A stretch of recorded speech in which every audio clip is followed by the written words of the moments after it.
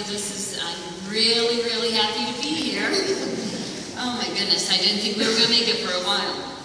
Well, golly gosh, not just done this just beat on. The senior is addressing the seniors of 2014. How about that?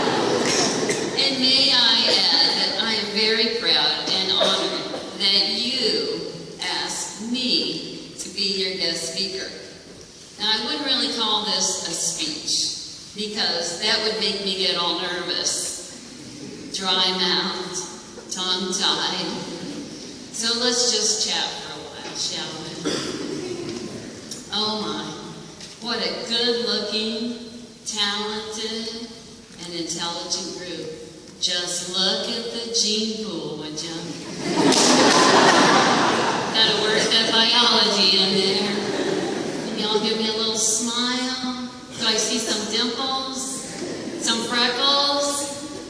How about some widow's peaks and some curly hair, straight hair? Hitchhiker thumbs? Let's see those thumbs. Stick those thumbs. All right. Tongue rollers? Okay, all right. Yep, you can see it's quite a diverse group. I'm telling you, this class has it all. And we all know that the more genetically diverse we are, the better we're suited for, yes, survival. Well, I digressed a bit with all that biology, so back to our talk. I know you've been thinking a lot about education lately, mostly about how ready you are to have this educational phase of your life over. You've been counting down the days until the last day, and it's come. Now what? Jobs? Military service? More education? Well, I'd like to share a little bit about my education with you.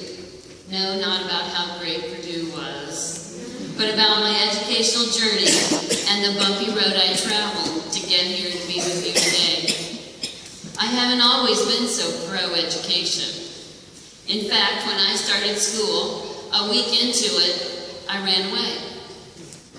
We were on a restroom break, but instead of going to the restroom, I headed right out the front door. I felt school was way overrated. I needed to be on the farm, helping my daddy feed the horses, milk the cows, and ride the tractor. Sitting at a little school desk was just too confining, so out the door I went. There was a nice lady in front of the school, and I asked her to take me home. She said, "Well, where do you live?"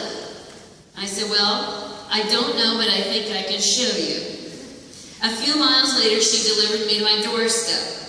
When I entered the house, my mother couldn't believe what I'd done. She swiftly turned me over her knee for a spanking and sent me to bed.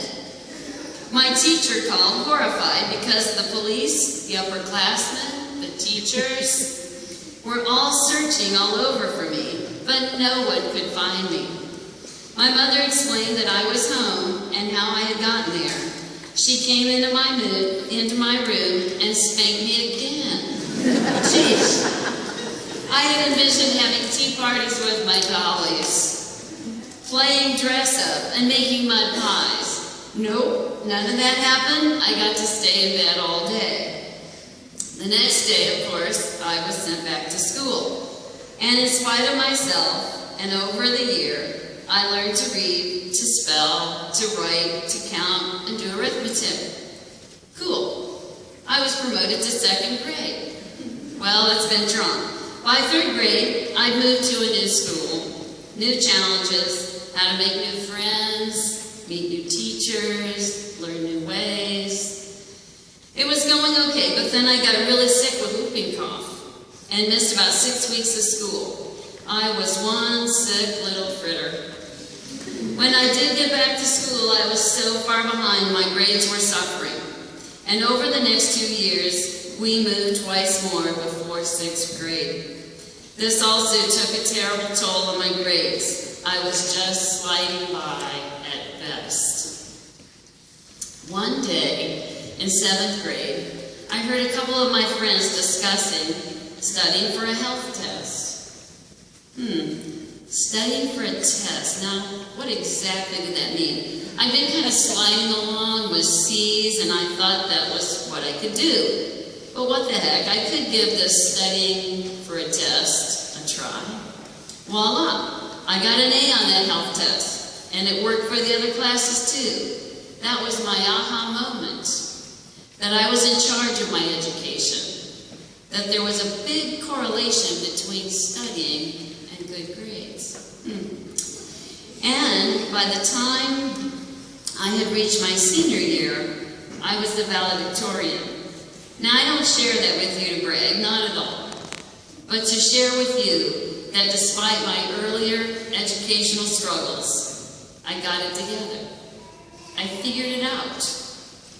I wasn't the sharpest knife in the drawer, but motivation, diligence, and hard work made all the difference in my life. Nelson Mandela once said, education is the most powerful weapon which one can use to change the world. I'm not sure how much I've changed the world, but my education changed me. My grade school, junior high, and high school education led me to Purdue. Purdue led me into biology, and education opened the door that led me to you.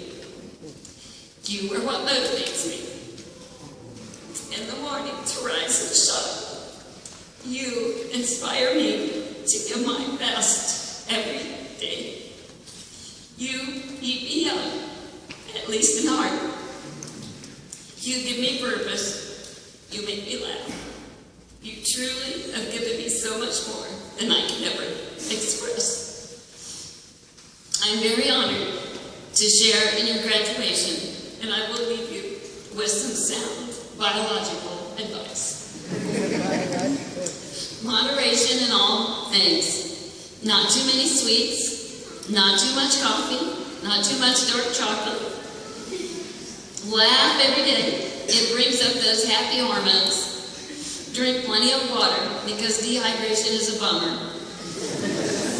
And because there is no safe tan, always, always, always wear your sunscreen.